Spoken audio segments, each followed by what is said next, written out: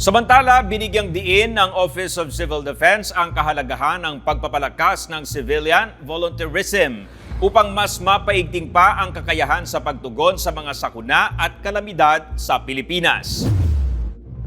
Sa kanyang mensahe sa Global Cooperation and Training Framework Workshop on Whole of Society Resilience Building, Preparation and Response na ginanap sa Taipei, Taiwan noong March 4 hanggang 6, iginiit ni OCD Administrator Undersecretary Ariel F. Nepomuceno ang kritikal na papel ng mga sibilyan sa katatagan ng bansa sa pagharap sa mga hamon ng kalikasan.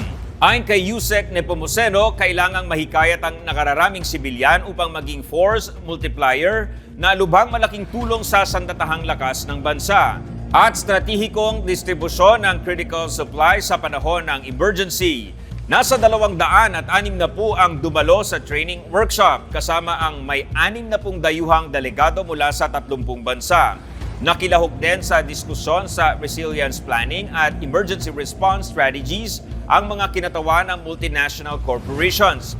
Ayon pa kay Yusek Nepomuceno, kailangang mapalawig pa ang civilian response capability sa pamamagitan ng National Service Reserve Corps bilang alternatibo sa tradisyonal na Reserve Officers Training Corps program.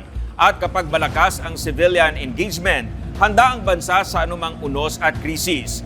Natapos ang workshop sa isang site visit sa National Fire Agency Training Center sa Nantou at lumahok ang mga dumalo sa practical exercises na may kinalaman sa pagpatay ng sunog at disaster prevention.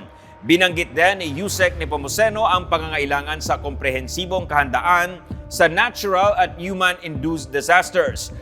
Anya, kailangang handa rin ang bansa sa human-induced calamities tulad ng CBRN o chemical, biological, radiological at nuclear incidents. Nagpasalamat naman si Yusek Nepomuceno sa pamahalaan ng Taiwan at co-organizing countries kasama ang US, Japan, Australia at Canada sa tuloy-tuloy na suporta at tiniyak na magiging kapaki-pakinabang sa Pilipinas ang mga ibinahaging kaalaman at karanasan upang mas maging disaster resilient ang Pilipinas.